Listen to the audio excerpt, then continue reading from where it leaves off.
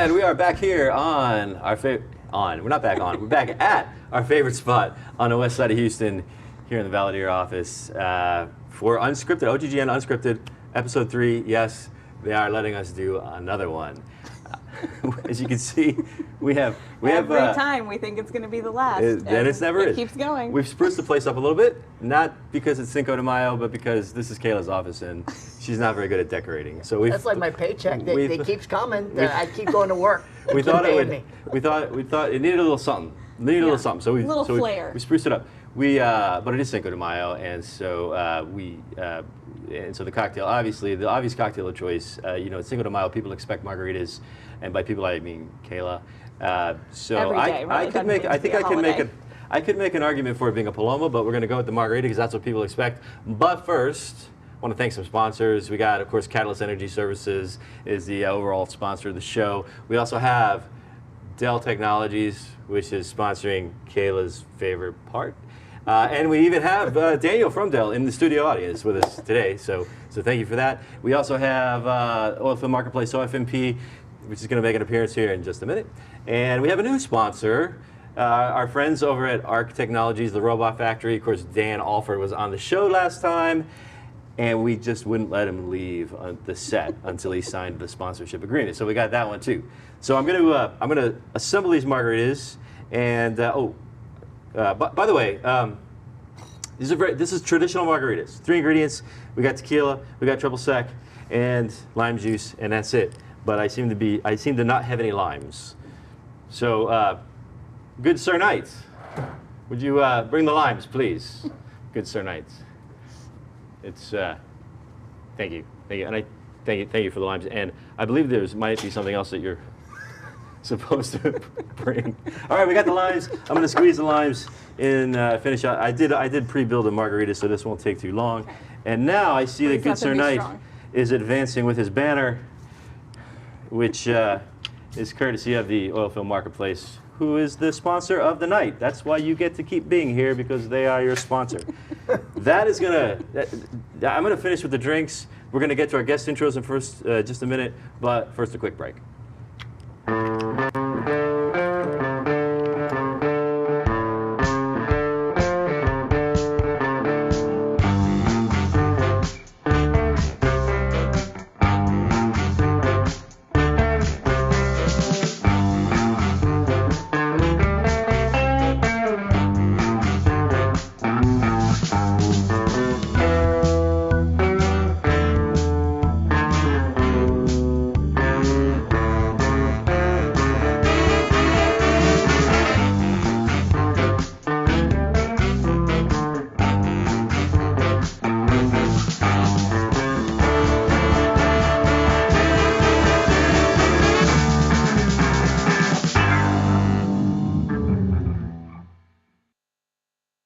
Mine.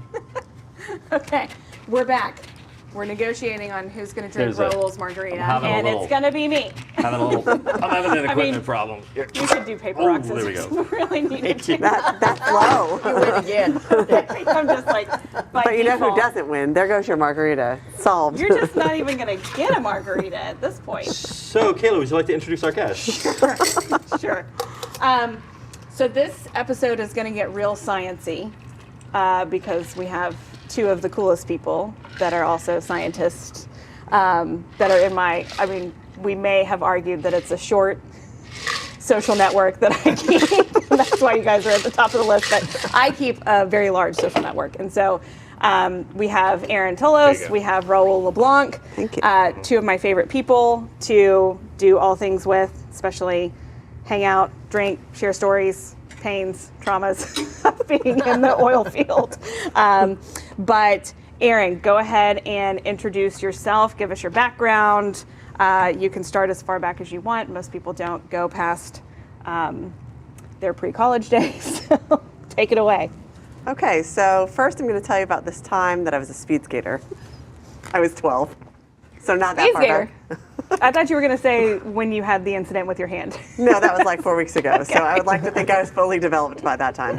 Okay, but in earnest, so Erin Tullos, and I'm a physical chemist by training, studied ozone formation chemistry, which is really where I got my first nerd wings. Went on to work in oil and gas for about 13, 14 years, and then have wandered a little bit, but landed as the director of R&D and the planes and drones business for Scientific Aviation, which is now a fully owned subsidiary of ChampionX. Yeah, she's kind of a big deal. She sells herself That's short. all you had to say. All you had to say was, I'm kind of a big deal. She's kind of a big deal. Don't ever try to argue science with this person. She will own you. Okay. And a speed skater. And a speed skater. I learn something new every day. Most importantly, I skated with Chet Hedrick, who went on to win Olympic medals, and I went into chemistry, so that probably tells you all about my speed skating career. It's all coming together now. Yeah, it's all making sense. Possibly short-lived. Yeah, it was very short-lived. But if there was like a duathlon with speed skating and science, you would totally whip up. Yeah, I would nail that. Science while speed skating. Blow them away. Like if you had to answer questions about science while you were speed skating, much like sometimes on this show when we have to answer questions about oil field while we're playing During ping pong. Biathlon, you It's the ski. same It wouldn't thing. work because this is like the problem with the speed skating. Okay, enough about you. What about the other guy? Yep, that guy.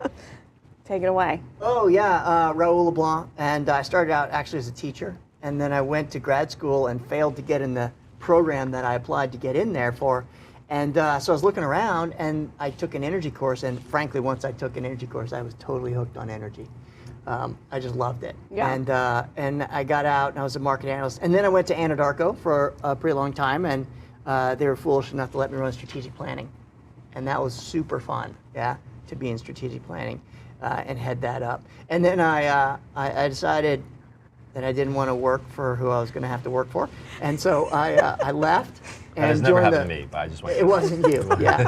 No, I wouldn't have even been there if you'd been there, frankly. But no, I went ahead and joined the consulting world. And so when people ask what I do, I like to say I make up stories, right? So I make up stories for a living about what will happen in the future, which is never right, of course, because then I wouldn't have a job. Yeah. So I make up stories, and then I don't know. I've seen you be pretty accurate and pretty right a lot of times. And then about 6 or 7 years ago, I got into data and derived data, particularly around North America and the oil patch. So now I make up data as well as stories. derived data. Isn't that code for like fake data? Yes. No. Yeah. So like I have seen, and Raoul and I worked together for many years, and so that's where we know each other Sorry to hear from. that, And for him, sorry. She's nicer now than she used to be, though, isn't she? Don't you think she's nicer? I think I've softened up a little bit. A lot. You know, A lot. You're not. been beaten into submission by the corporate world for long enough. Okay, that's one. Not so possibility. rough around the edges. That's one probably a lie. possibility. That's probably a lie. One possibility. As she says in the startup office that she works I for. don't know. I always, for whatever reason, Kay and I always got along. The only time I really got upset with her was when she left. Yeah. So when he says derived data, he's not talking about like, I'm going to take something red and blue and we're going to make it purple. He takes things that don't make any sense whatsoever in Excel, You're in the right massive rows of data, and he's like, yeah, so we're going to normalize for this, and we're going to normalize for that, and then if you mix those two together, you can get a CapEx forecast for Anadarko for the next 7 years, and you're sitting there like, can you draw that on a whiteboard? Okay. Can you draw it out? Oh, okay. All right. I buy it. Yeah. It's probably right. It's probably right. Okay. So before we get further along, it has become a tradition on Low These Many 3 episodes to have a little gift. Now, I should explain that. Well, first of all, you are definitely not Marcella Burke, who was originally advertised to be on. So thank you for I am not. for stepping I in. can confirm Such that. a great you are not stand-in. Marcella Burke. So those Like, what are the odds So that a those of person you that who lives in are- Calgary who are is looking- here in Houston today I'm to looking do at the the podcast? LinkedIn thing, and it's not. So these gifts were picked out when you were going to be Marcella. But anyway, we have a little something for you. And good Sir Knight, would you please with the gifts? And maybe next week he could be me and we could exchange gifts. Yeah, could do that. So Wow. these are now these that's fine. Just Now, I don't want to give them see any violence on who gets which one. you can Yeah. good Sir Knight. Will you I'll please split, you choose pick. which one is going to get which one? Yeah, which Just Which Yeah, one put do it you back- guys yeah, want? there we go. There we go. Quickly, if you could do it quickly. Right or left? Oh no, left. A little bit more quickly. Right, Thank yes. you. Now, here's The old here's the cactus. beauty here is now. So we went. So Erin is a environmental science. You said she's good at that. Yeah. And Marcella was also sort of in that same, but you're involved in that as well. Yeah. So we wanted to give you something that is that's powered by, well, it's solar powered. So there's a little solar cell on it. Now yours is not working. I think, well, I don't know, it just needs more light. Yeah. Yeah, there it goes. goes. We need more light. yeah. See, so it's Needs more solar light. powered. You don't have to put batteries in there. There's no lithium mining required Yeah. for that. There's not any. It's you don't have moving to, at arms just like a It'll- real cactus. you don't It'll have fit to- in a carry-on. You don't have to put anything in the tank, and it just goes forever. Yeah. And you so- can think of us fondly That's right. every I time you will. see it. All right, I think that didn't play off as well as we were planning. All right, moving along. I love it. Thank you. Me too. I can see myself at See, night. you're too hard on in yourself. bed, and then wondering, is it on? Then I turn on the light, and it's always going to be on. Oh, it's like Schrödinger's cat. He's, Good Sir Night is Yeah. also solar powered. Oh, okay. Oh. Good Sir Night. It's got a Brilliant. tough Thank you. gig, That'll be man. all. All right, how are we doing on time? We got. We ready to start talking? Can we start talking? Yeah. Let's actually we're gonna wrap up and not gonna wrap up the show. We're gonna wrap up this little bit of fun we've been having because I think we're gonna have a little video to watch. Hey, it's Mark LaCour with OGGN. I'm sitting here in Midland, Texas, Petroleum Company with Seth Moore. How you doing today, Seth? Great. How are you, Mark? Awesome. Okay, y'all did something crazy. Y'all actually took old-fashioned frac pump technology and turned it on its end by incorporating, what, a turbine engine? Yes. That's crazy. But I've seen what you've done. What's phenomenal about it, number one, is the fuel savings. Amazing. You're not buying all these gallons of diesel and having to haul it all over the place. You're using natural gas. Right. Number two is the safety component of it, right? So you have less parts, less people, less moving, so you have less lost time incidences. So he's helping HSE metrics, which is incredible.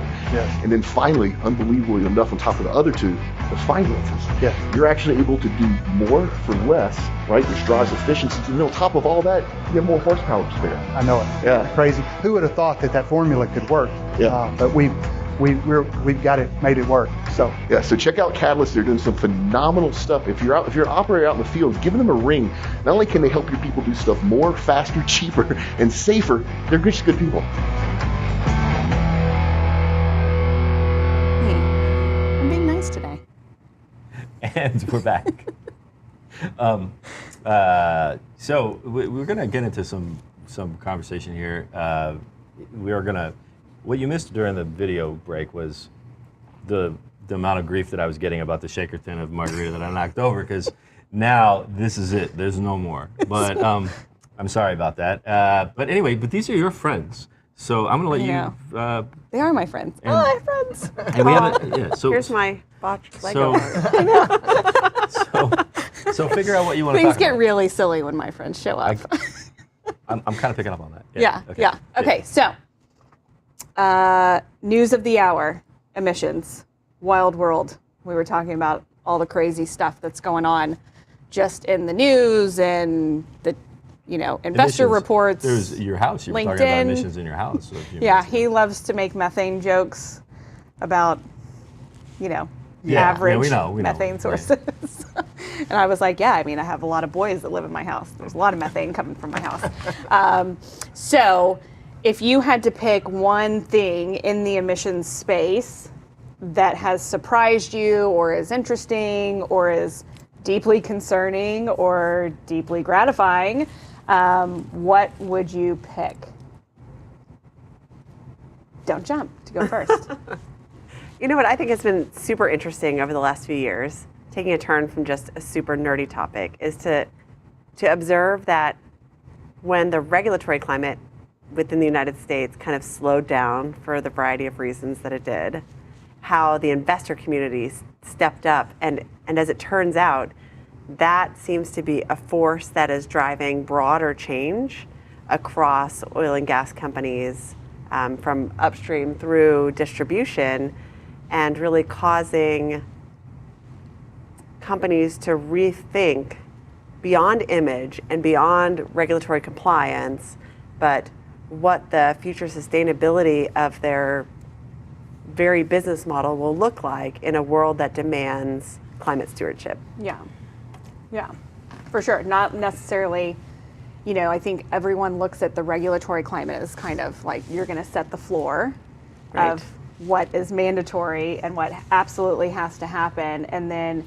when it's tied to, cash and the ability to attract capital and lower cost of capital, that's when the table stakes get kind of real for a lot of people. And a lot faster. Yeah, a lot faster. Yeah. I think I saw a timeline the other day and it was like the last 15 years of policy and institutional climate compared to the last 18 months in terms of change, and it's crazy. Yeah, I would say a couple things from just sort of speaking freely. So, number one, I think there's a bunch of transitions that are happening. And by the way, I just spent Tuesday and Wednesday with investors, yesterday and the day before. Yeah. Just back-to-back meetings with the investors. So I'm getting some idea of what they're thinking about. That's where I spend the bulk of my time, actually. Yeah. So I would say two things, though. Number one is there's a couple of transitions going on in terms of emissions and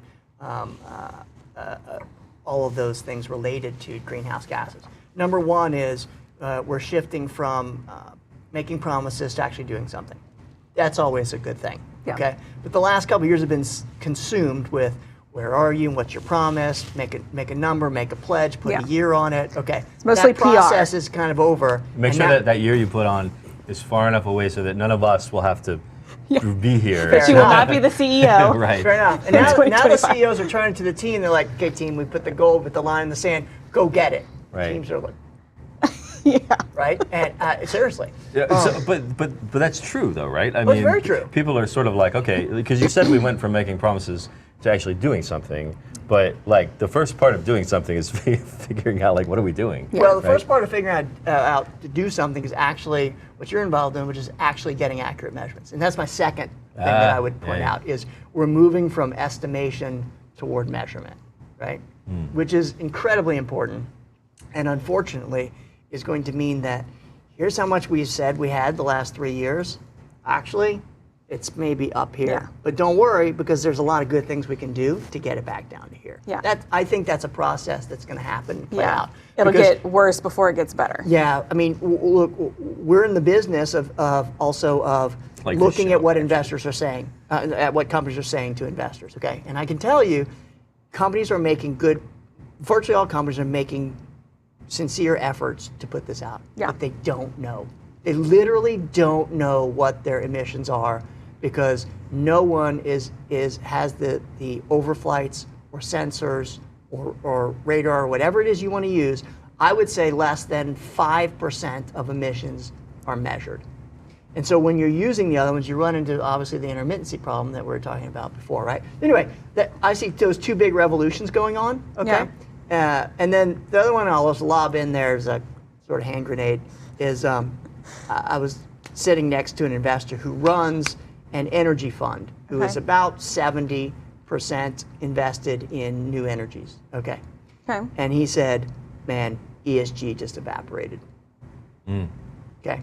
Doesn't mean that there's not great opportunities because there's still that thing. And I can tell you, from being around a lot of investors recently, that the investor pressure is two things happened last year. Number one is you pushed so much money into things related to clean tech and ESG that it was too much money chasing too few real opportunities.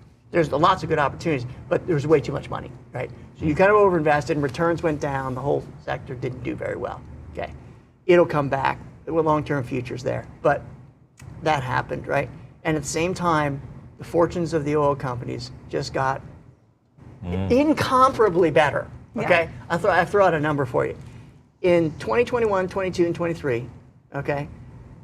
Actually, just 2021 and 22, they will repay 10 years of deficits.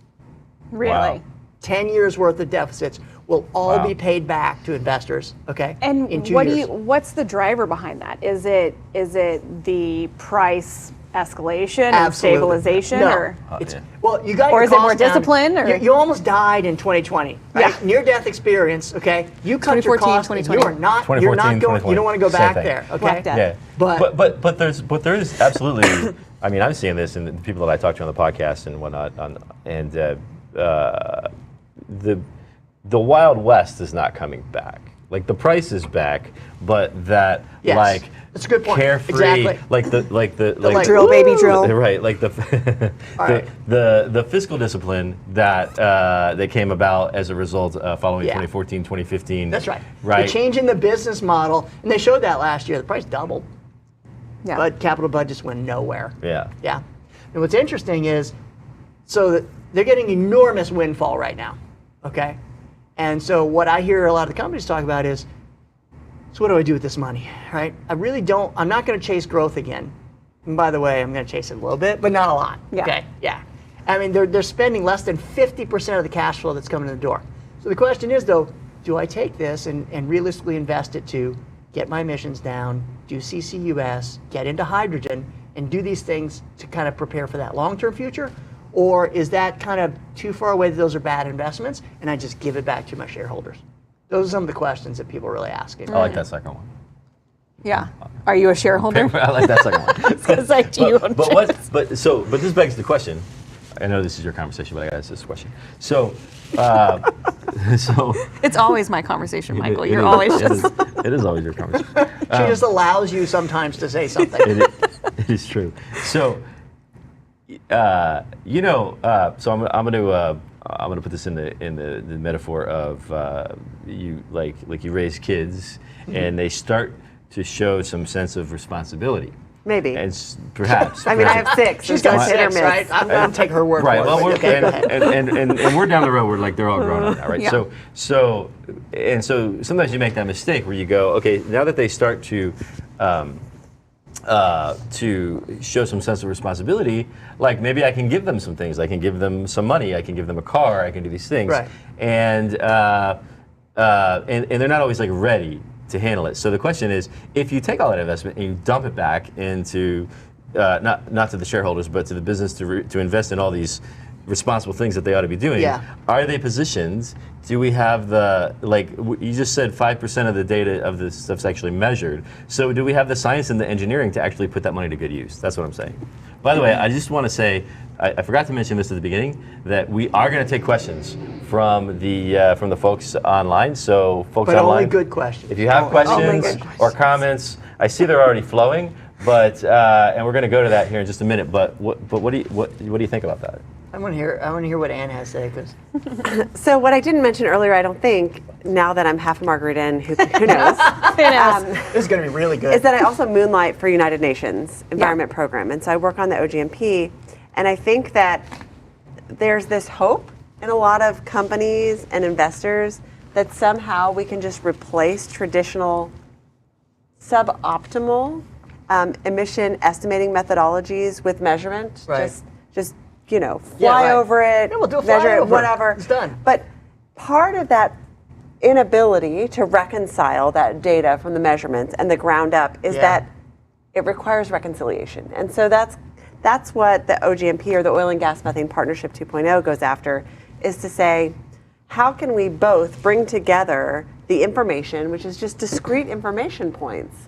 There's not really enough money in the world to say we're going to measure everything all the time from Yeah, everywhere. right. And so how do we intentionally collect information that we can reconcile with improved methods and gain confidence at an investor quality level Right.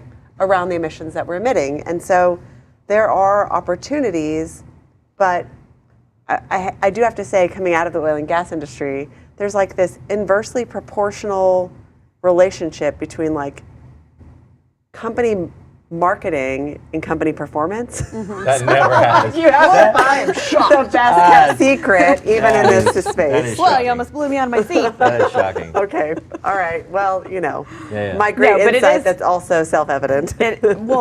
I think it's self-evident for people who see the information and are talking to the companies and are helping them come up with plans, Yeah. and what you see that's in the press and on LinkedIn and hitting the Financial Times and all this kind of stuff. It is very much a dichotomy, Right. sometimes. Yeah, fair enough. This is a good time because there's a little break that we need to take. Show a little video. When we come back, we are going to take some questions and comments that are rolling in here. So let's go to the break. Carbon. You hear this all the time. Look around. Everybody in here is a carbon-based life form. Without carbon, none of us would be here. Carbon comes from the death of stars. This is literally stardust. That carbon, while it's being nurtured by Mother Earth, while it's being heated and pressurized, becomes hydrocarbons. Think about what I just told you. A hydrocarbon is the most organic, natural energy source there is, period. It's legacy sunlight, made by plants for millions of years, nurtured by Mother Earth. We don't tell a good story about this. We're doing that with the podcast. One of the things I don't talk about is literally every day I have between 10 and 50 young people from around the world reach out to me and go, hey, Mr. LaCour, I heard you say my cell phone wouldn't exist without natural gas, and I call it bullshit.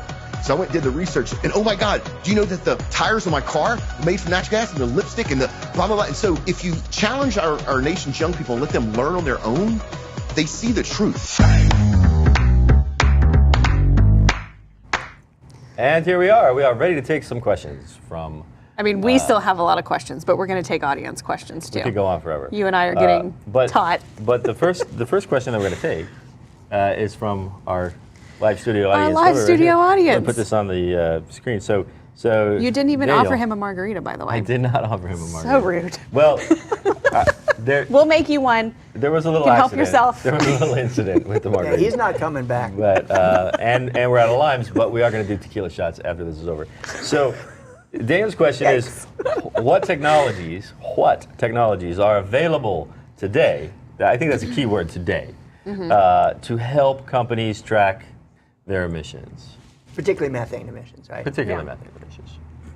Okay, so there is an ecosystem of technologies, most importantly, and they do different things. So my spoiler alert is always, there's no silver bullet, there's no one-size-fits-all technology. However, I demand a silver bullet. Well, That's all you know I'm what? saying. We I'm all American, do. and I demand a silver bullet. You know what? wait, you said Erin- you were Canadian. Which is it? Erin, get What? back to the lab and figure out the silver bullet, and then you can come back. You don't want me in a lab. Okay, moving on. So I just want to say there's a lot of great technologies to help you find your big leagues faster, to drive methane emissions down, and that's important. And I would be remiss if I didn't plug our own, market-leading, not overly marketed continuous monitoring system. It's got a really cute name, It too. does, Sophie, which everyone calls Sophie for some reason, Yeah. but it's the Sophie.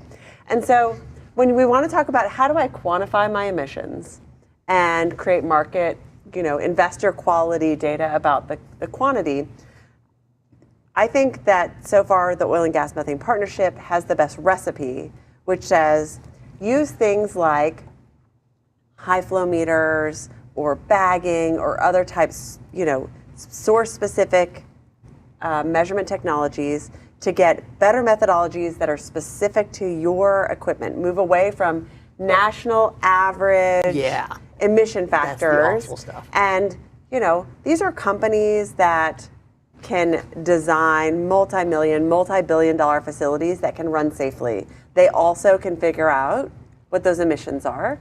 And so develop methodologies that are specific to the equipment. That brings you up so far just from the national average emission factors. Can you give us an example or in plain language that we can all understand? Of how to get there? No, of a technology that you could build into things. Right. So, just for the source-specific emissions, you can use a drone technology. So we have a drone. There are a variety of drones on the market. See, my marketing comment is going to bite me now. I'll throw out someone else.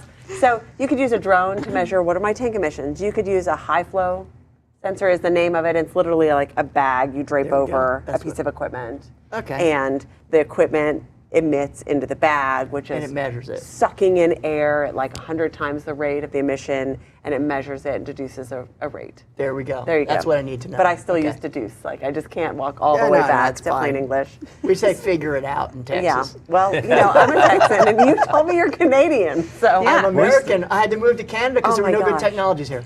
Oh my gosh. There was no silver bullet. First of all, Promise me a that's not silver why you bullet. moved to They Canada. had Okay. silver bullets I'm lying ripping out on the this ground. splint off. The gloves are coming off. Okay. So, and then once you have that level, the question then becomes, am I grossly missing anything? Okay. And that's where your airplanes come in. Right. So then you have all these flyover studies that say, hey, you're missing these giant super emitters that you didn't adequately account for in your source level measurements. And so then you can bring those two together and say, here are the gross sources that we didn't think to measure. Yep. And all the ticky-tacky sources that better emission factor for my flanges, a better emission factor for my tanks, a better emission factor for whatever, and bring those two together, and that gets you the best possible quality emissions information for facilities and across a company. Okay. So, because I always think of satellite as top down, but you're talking less top down than that. A plane is great, from my understanding, because it's close enough to the Earth that it can actually look at specific bits of equipment, so much more sensitive, right? And then you're talking about the ground up, sensors, or there's the long path thing where they send the radar I call that down. the Eye of Sauron. It does look like the eye of Sauron, like, right? Yeah. the Have you seen laser. that? The next It has laser the tower, here, right? yeah. It shoots out laser beams in all directions. It sounds kind of cool, yeah. So we'll see how it works. It is cool, by the way. It is cool. That's a good point. Yeah. Okay. So you're All saying mesh those two, and you got a good sense of what you're actually emitting. That's right. Yeah. I'm sorry, I wasn't paying attention. I was reading the questions. Was it good what they said? You wouldn't be able to handle it, Michael. It's whatever. We'd have to over my head. whiteboard it for you. All right. Brendan Osborne has a question. I'm going to read this slow because it's long. Okay. Can you discuss, and we got 4 minutes to discuss, can you discuss Quick. the difference between carbon tracking and carbon methods in places like Texas versus Colorado, or how do they differ broadly across plays in the U.S.? So we're talking about the difference between carbon tracking and carbon Capture, I methods. think is what he means, methods, in various geographies or different major plays around the U.S. Okay. Just I'll take a step. This feels like a you question. shout them right out when you know. Okay. Just go ahead. So carbon tracking is, frankly, most of the carbon, almost all the carbon that's emitted, assuming your natural gas has no carbon mixed in it, will be a result of combustion. Okay. Whether it's flaring or a compressor firing on or doing those things. Methane has more ways to escape than carbon, right? So actually, if you get accurate receipts on the amount of gas you burn, the amount of diesel you burn, you can track your carbon. But tracking it doesn't actually do anything for the environment. All you're saying is, yep, we released another ton, okay, in the last 6 minutes. It doesn't help anybody. Right. If we're talking about carbon capture, ostensibly for the purpose of putting it back in the ground, actually does something, right? Because remember, people talk about carbon reduction and all that good, net zero, that's fine, but we still have an enormous amount of excess carbon in the environment right now in the air, and only carbon removal is going to address that problem. Yeah. It has huge problems scaling up to anything close to something that's going to make a difference, right? But it is, removal is, in my mind, a viable business.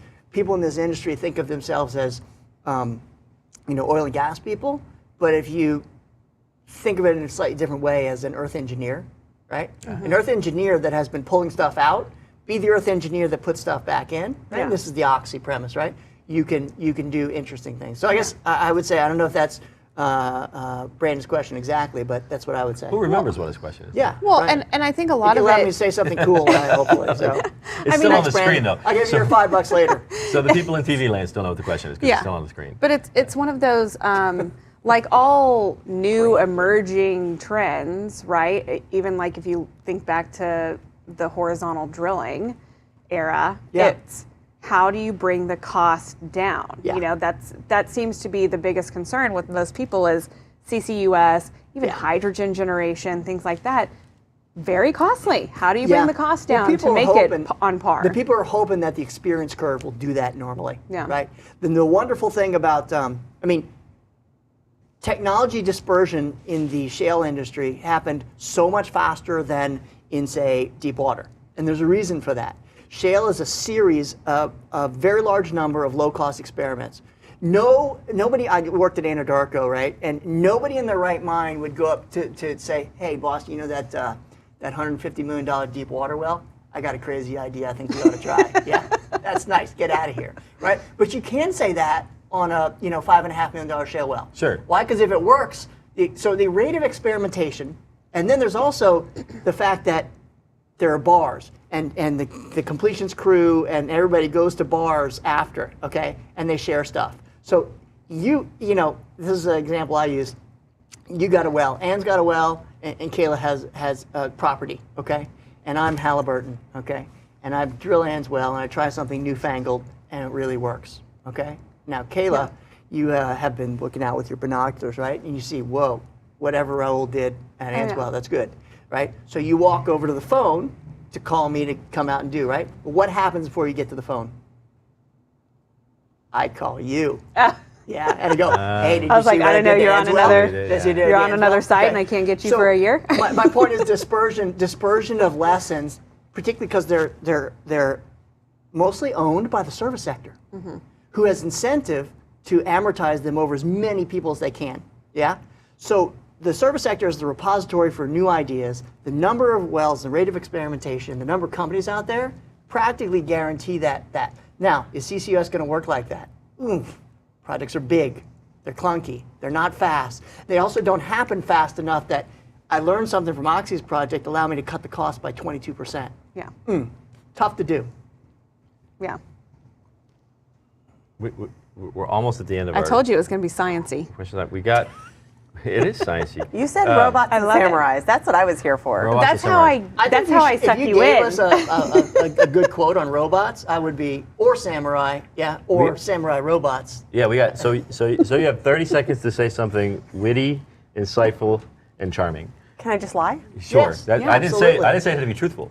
We will be rolling out the newest samurai robot, which will cut your emissions in 23 days. No way. In 23 days. In 23 Yeah. days. That's It'll be your amazing. silver bullet. I am- Cut. Did you see what you I did? can move Cut, back like the to the samurai country. Yeah. cutting your emissions. All right, Yeah. that is going to wrap this part up. We're coming back to the ping pong, so don't nobody go nowhere, but first we got a little movie.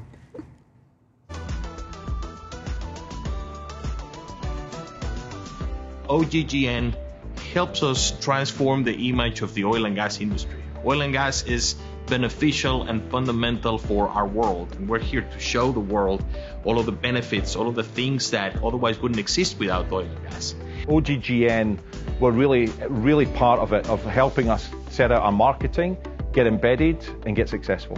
OGGN will give your company and your marketing an enthusiastic voice. This is more of the new face of oil and gas. You guys know everyone, and I hadn't realized how much breadth you had and width within the oil and gas community. We have actually built good relationships, even commercial relationships that have translated into actual sales, because we belong to this oil and gas family of enthusiasts that share the same mission. Hell yeah. In Houston, oil and gas, I don't see another business that's got the breadth and depth of OGGN. Yes, I recommend working with OGGN. And it's time for ping pong. But first, before we do the ping pong, I have to thank our friends at, remember I said at the beginning, we made Dan I know. sponsor the show, and here we are. We got the ARC Specialties ping That's pong super paddles. cool. Now, I saw an early design of this that had my face on the other side, and I'm a little, I don't know I'm what I don't know what deeply happened there. disappointed that But that's not what we got ended up offshore here. rope I think your offshore. face didn't sponsor. That's the problem. That was the problem. You've got a face for radio, baby. That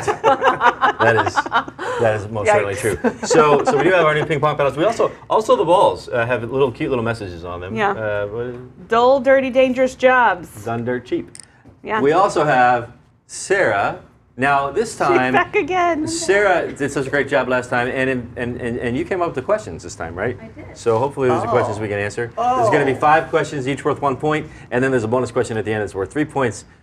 But you need a microphone because we can hear you, but the people in TV land cannot hear you. So good Sir Knight, Now, a microphone for Sarah, please. I do just want to say, go ahead, sorry. I hate to interrupt. you. Yeah, well, you don't interrupt the knight while he's operating. There we go. Thank you. He's easily distracted. Yeah, there you go. Walks straight I into like the glass. This is. How did you get that on there? I love it's- seeing you festive. It's remarkable. Okay, Gives that's you all. a little bit of personality. We got to keep schedule. Go. Now, you guys know Sarah, is that correct? Sarah Yes, works here. But So, I'm going to officially lodge a complaint of collusion before that starts. no, okay? she's cold-blooded, she man. made up the questions. I Yeah, tried to bribe right. her to get the question. She was like, even if I showed you, you Wow. still wouldn't be able to answer Them anyway. while All right. multitasking. So you get started here, and then Okay. you ask the question once you. Yeah. Whoa. See, this is why we lose. Okay. It's definitions. So I'll read the definition and you have to say the word. A well used for pumping water or gas into the reservoir. A well used. A what? For pumping oil and gas. Oh, in. good, you got it. Injection well. Yes. Okay. 1 point for the other guys. A compound containing only the elements hydrogen and carbon. Hydrocarbon. There we go. They said as they're like spiking it at me. You heard it. Hydrocarbon. Oh, No, go please. Okay. Go ahead. a geographical 42. area under which an oil or gas reservoir lies. Geographic. Reservoir. Field. Bedrock. There you go. Field, we got a point. 2-1. Field. It's a good thing we're not playing We for ping celebrated pong the points. points. 2-1. It's the only point we've ever gotten. Oh. Go. A process unique to the oil sands industry in which In situ. SAGD. Mining. bitumen is separated from its source, oil sands. Oils. Oil sand. Bitu. A process? situ. What was the question? It's a process. Process. Process Steam unique, gravity draining. Yeah, SAGD. a process unique to the oil sands industry in which bitumen is separated from its source, oil sands. Heating? No. No Starts with idea. an E. Evaporation. Emulsion. Nope. Emulsion. No, that puts it back together again. Evaporation. I don't know. Oh, We don't gosh. know. Nobody gets a friend. point. Next question. Okay. The controlled burning or release of natural gas that can't be processed for. Flare. Good.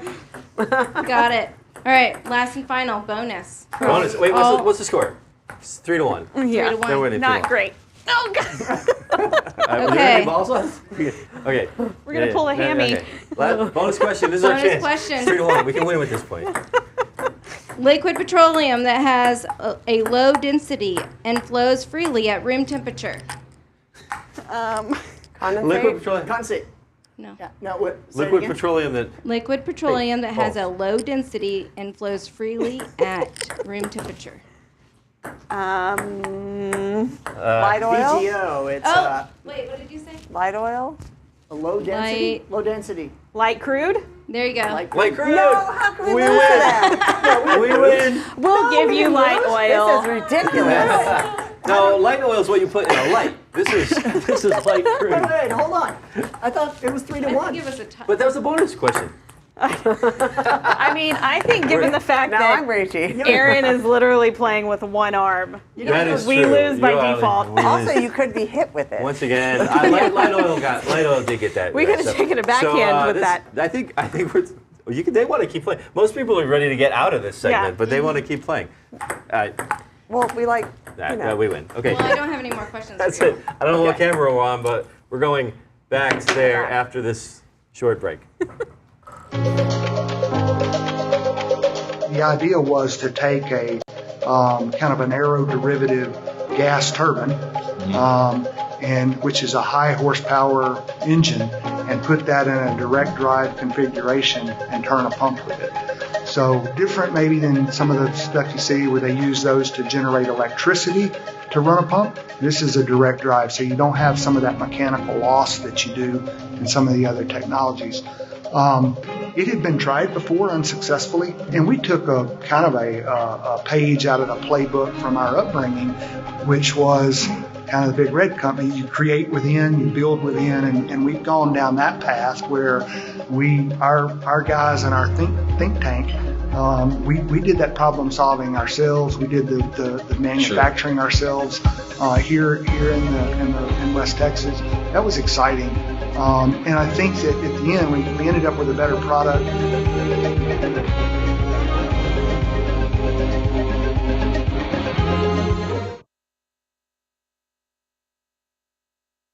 I was just pouring Kayla and I some tequila shots after that humiliating loss that we.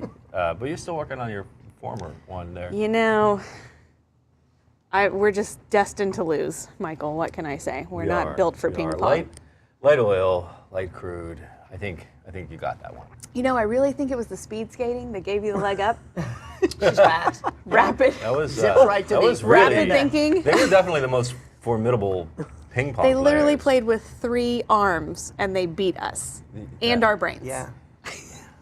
That does not make me feel good. It's true. It's true. All right.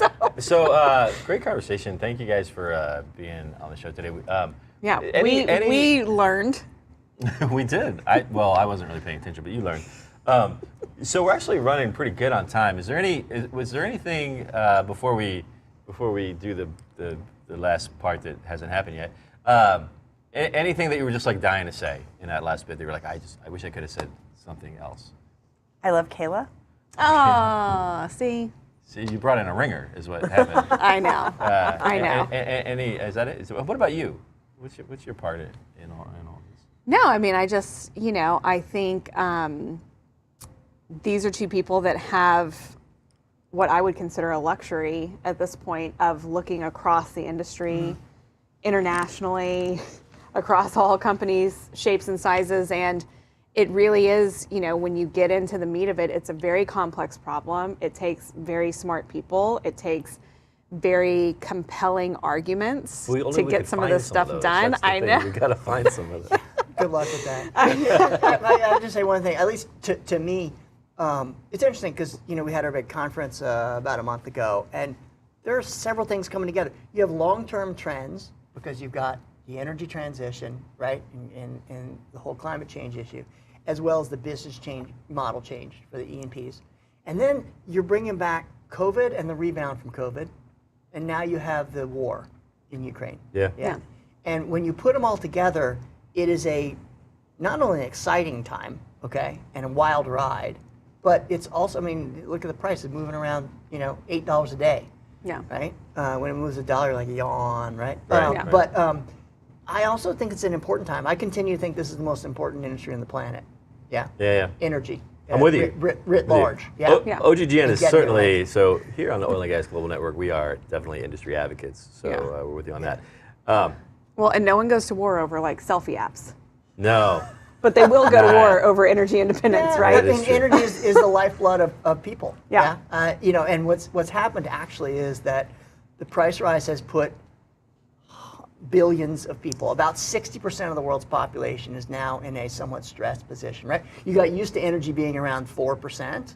That's how you develop your economy, how you build your houses, you get to work. All that is built around a certain oil and gas and coal and nuclear and power, right? All that prices. And then all of a sudden, bam, they're doubled. And it is difficult. It's funny, I was saying, it's about 4% is kind of a bit of a threshold where it starts to feel pain of GDP. And we've reached that. And of course, that's an average. And that's the flaw of averages. Many people around the world, even in this country, right? You live in a rural area, maybe you don't have a very high income. You're dependent on driving 50 miles a day. That hurts now, right? Yeah. And sure. So I feel like it's an important industry to be in, and trying to understand what's going to happen and come up with solutions is a great place to be. That's good. Yeah, I learned not to give him one more chance to say one more thing. Good idea. Because it kind of goes on. I got about 3 Which make great friends. Yeah. So we do have we do have even more things to give you.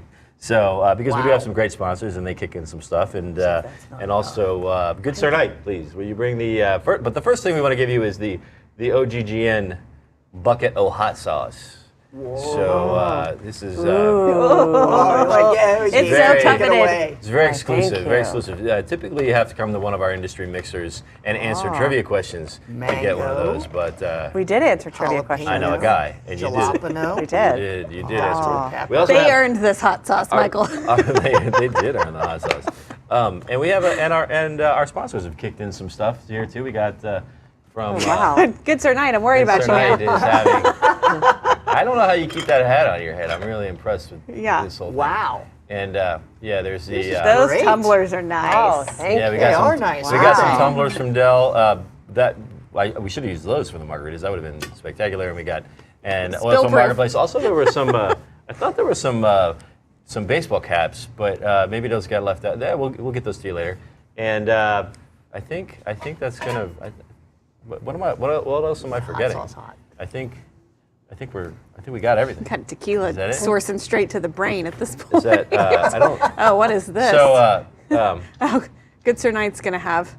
I He's wanna gonna kick I back wanna see and. this though. yeah, I wanna see I'm you not take a sure sip. he's really. I don't know if he's really thought this one through completely. I don't know. Are you? You are you okay? Well. This may be our last episode. This in might fact. end it. Anyway. This might be the one that ends it. So Moving right along. So he's telling us. So we're gonna wrap it up. And thank you guys for being on the show. Yes. And thanks to everybody who is following along at home and has been tuning in. It's been a lot of fun. And he's going to. Oh my God. That was the best part of the show. That is nice work. That is kind of how I thought that was going to go. As close as you're It's going how to we get, started, buddy. it's how we end. So, like, Look, even my friends want to zing you, man. that is going to wrap it up, folks. Thanks for watching. We're going to clean up all the various messes that we've made. Maybe we'll see you next time. Maybe we won't. Who Maybe we knows? won't. Maybe we won't see you next time. We don't really know. There may not be a next time. Thank you. That's it.